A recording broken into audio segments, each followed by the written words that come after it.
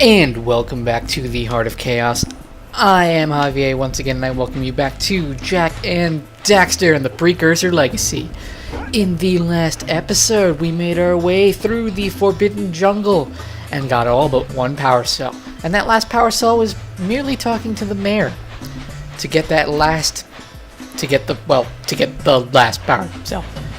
And in this episode, before we start everything off, you remember that statue we saw before we went into the Forbidden Jungle? Well, let's go ahead and go talk to it, or at least see what it is. To get across this, you will have to roll jump. That gets the most distance. And look at that, we got all the precursor eggs. That's pretty neat. And we got, This must be a precursor oracle like the sage always goes on about. I hope they weren't as ugly in person. Who awakens the oracle? Wait, one of you has the light within. From before time, I have watched and waited for the true hero to return. Present to me 120 precursor orbs for each power cell I contain. As you can see, the 120 precursor orbs is going to be from this guy. There are going to be multiple of these precursor statues around, and every single one of them will have two power cells, and we'll ask for 240 precursor orbs in exchange for both power cells. As you can see as well, that did kind of just shoot down our entire precursor orb supply, but that's fine. You know, we're good. We got all of the precursor orbs both in the Forbidden Jungle and in Sandover Village. And in this episode, I'm gonna go ahead and make our way over to the mayor, and well, let's tell him that we got that job done for him. Why don't we? Which house was his? I believe it's this one. There we go. I was right. Oh, what a wonderful sight! I thank you. And the entire village will thank me.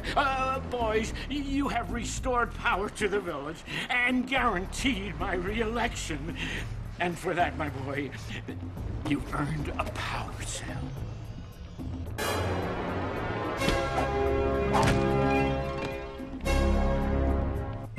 That nets us another power cell, and that's all of the power cells you can get in the Forbidden Jungle. That area is now completely crossed off. Why don't we next head over to the beach?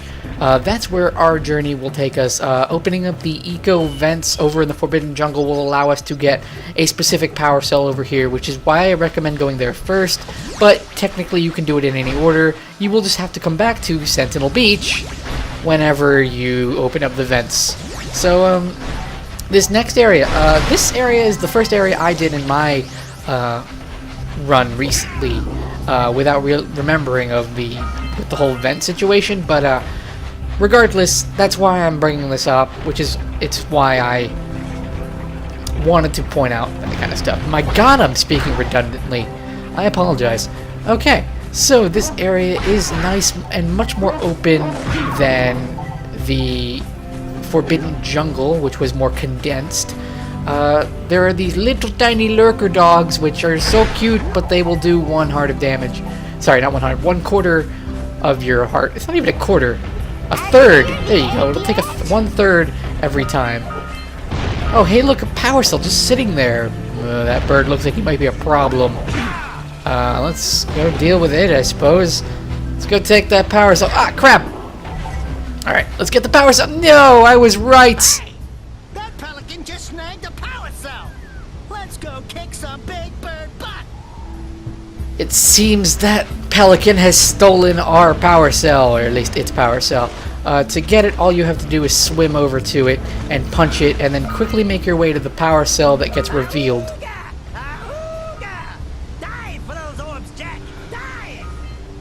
Okay, Daxter, thank you very much. Alright, so we're gonna go ahead and grab these precursor orbs here so I don't forget them later. Alright, come here. There we go. There we go. I will say, though, this is probably one of the least memorable areas in Jak and Daxter. Like, the Forbidden Jungle it's so, like, vast and feels dangerous. But this area, This area just feels a little like this feels like the real first area, but the problem with it, I guess I had, was the fact that you do need to go to the Forbidden Jungle after this to get a power cell, and there's no guarantee you'll even know that too.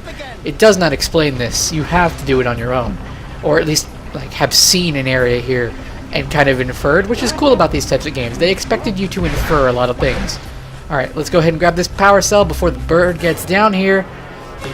And voila! Our first power cell in Sentinel Beach. That was pretty easy. We're already at 16! Wow! As you can see, this stuff flies by. It's going to feel very apparent, especially in the later parts of the game, because due to all the exploring we're doing now, you could theoretically just plow through the next few like the third area in particular, and it just takes no time at all. But we're gonna get everything, don't worry. So let's go ahead and make our way up here. If you remember, there was a woman who was worried about an egg, and fun fact, I actually didn't know that woman was there until this playthrough, because in my last playthrough I did this part and met her at this portion, and it expects that you went through the cutscene, so it acts like, you know, you've met her already, and I was a little confused, but it made sense in the long run, and I figured that was going to be her house where we met her earlier. Anyway, let's make our way through. As you can see, there's an eco vent over here that we're going to have to get blue eco over here to get. But let's not worry about that for now. Let's go ahead and knock this egg off the ledge. Good job. Now meet me down here by the egg. Well, let's go meet her. Whee! Oh my. I hope the poor dear's okay. Here's a power cell for your valor. Bird!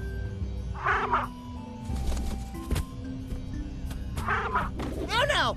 No, no, no, no! Look, isn't that cute? It thinks you're its mama. Ah! I'm not your mom! You see any feathers here? Oh, love at first sight. Oh. Listen, boys, I'll take this little chick back to the village with me and work with the sage to take care of her.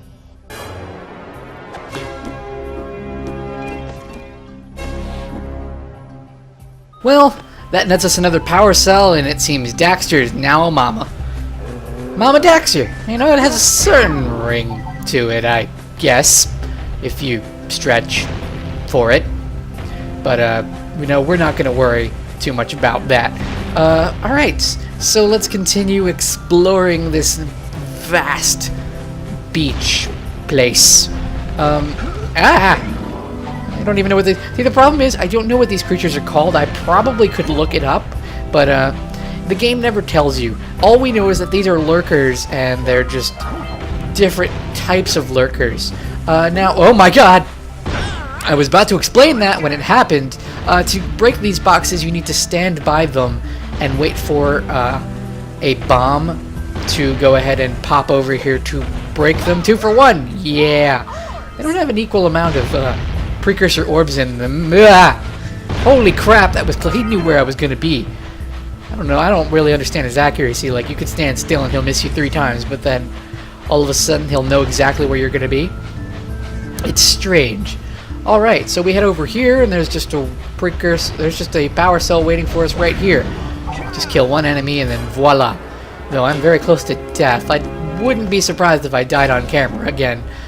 This game's very easy to die, and I would call it a very forgiving game in terms of deaths. The later games are much more difficult, but this one, whenever you die, you just go to a specific checkpoint within the map. Usually it's the entrance. There are some areas where you'll be put in like specific areas on the map, but it's not more. That won't be more common until we hit later parts of the game. Did I get everything? Okay, cool. You have to be very careful because you can very easily miss the precursor orbs if you're not careful, as shown with what the Forbidden Jungle had to offer.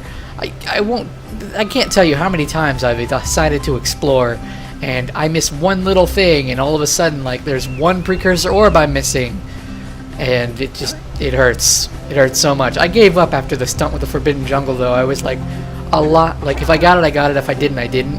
Kind of mood. But in this one, I'll be much more open to collecting everything. I promise.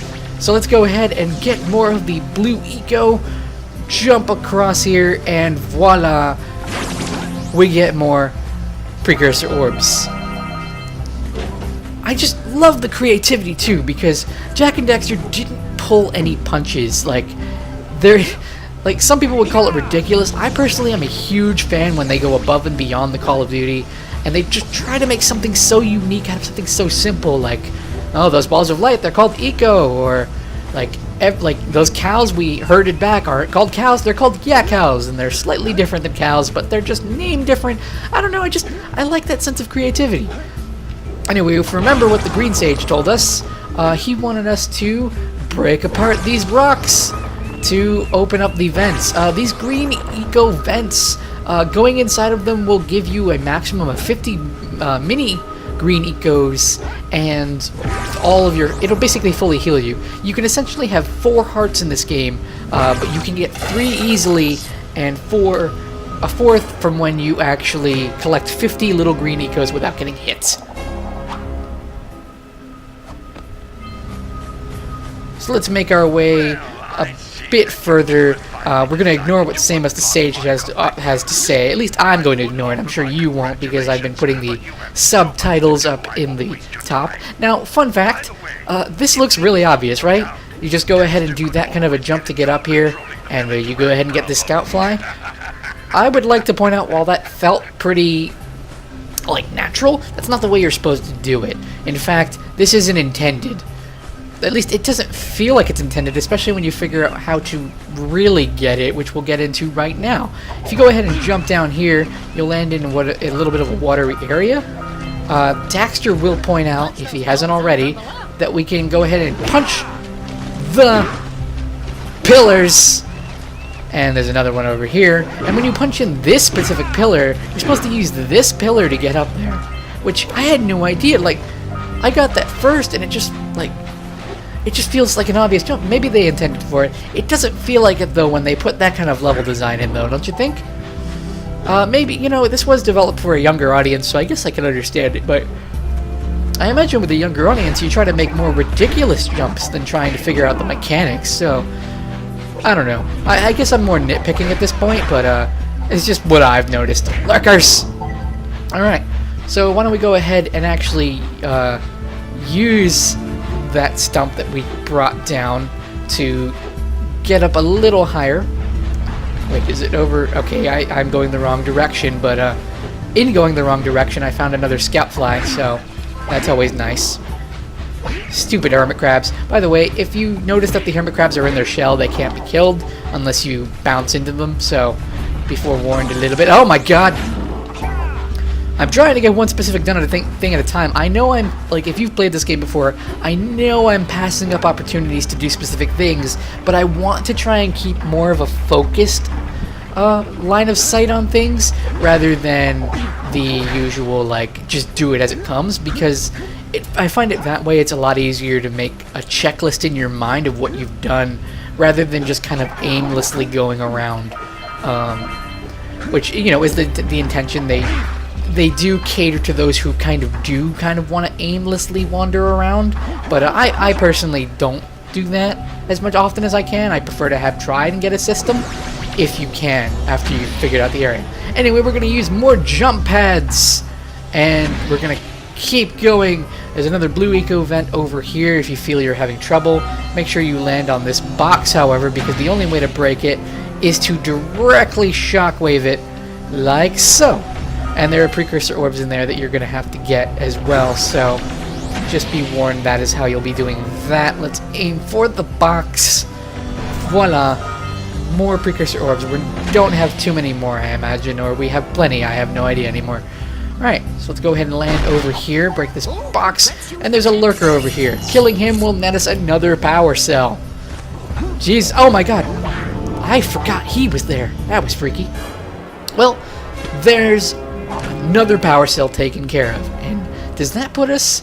That puts us at 20. Yeah, it does. We are now able to go forward in the game if we chose, but there's still so much to do and so little time. If you missed any of the boxes and you killed those lurkers first, do not worry. You can use this cannon to go ahead and break any of the boxes down there that you missed.